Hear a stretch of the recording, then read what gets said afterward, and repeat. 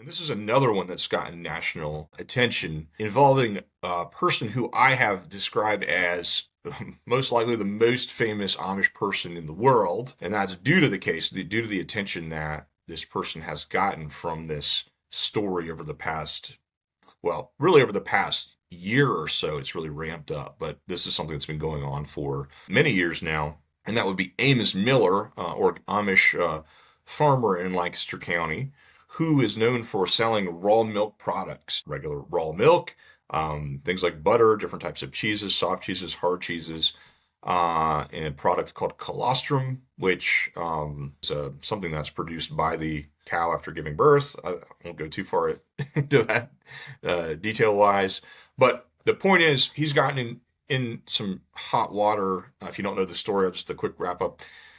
He's gotten in some hot water for selling those products without a permit. Doesn't have a permit. Apparently doesn't want to get one. Although other farmers in the state do get permits for selling raw milk.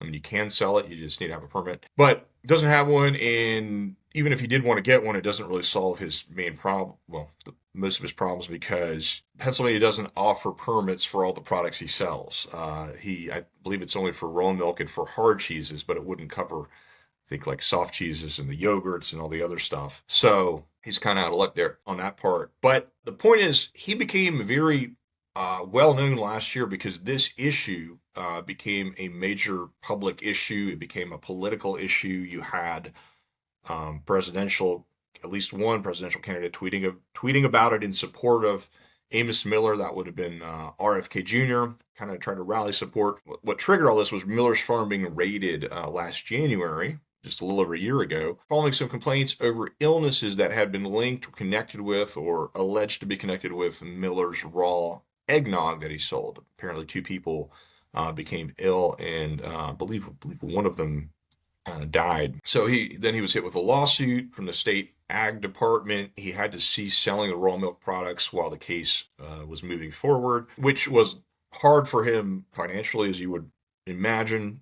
Although I've done another video about this where I talk about, well, he has a lot of supporters, and this elevating to a national case, all that attention has certainly gotten him more customers and has gotten him more support for his various GoFundMe campaigns that have been set up on his behalf. And so his way of making a living was basically cut off. However, back in April of last year, a Lancaster County judge found that the state's regulations about sales were ambiguous and could be understood to apply only to in-state sales. So at that point, he was permitted to beginning selling again out of state. And the fact that he had a national audience over the whole last year, basically, stemming from this raid and the media attention, I'm sure helped to get him more, blow up his customer base. I don't have access to Amos Miller's customer numbers, but I'm sure it didn't hurt. So basically, that's kind of been his way of making a living.